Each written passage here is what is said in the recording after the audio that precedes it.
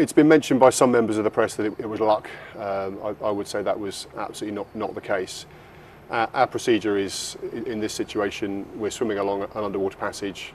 Wherever there is airspace, we surface, we shout, and also we smell.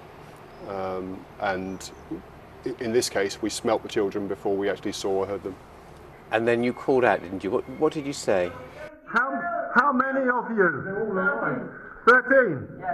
Brilliant. We were just very pleased trying to establish how many of them were all right, and as it turned out, all of them were.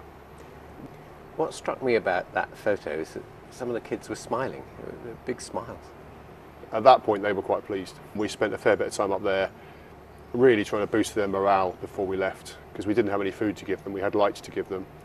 What sort of problems were you facing? The visibility in the water is very low, so varying down to a few inches. There was also a lot of debris in the cave from previous attempts, wire, electrical cable, pumps, tubing, all sorts of things.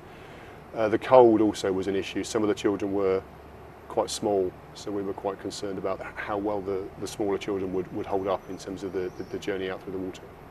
And when you had to leave them to go and make your plans and so on, how confident were you of seeing them alive again? I made them a promise that I'd come back. It was unbelievable that we'd found them and that they were all healthy.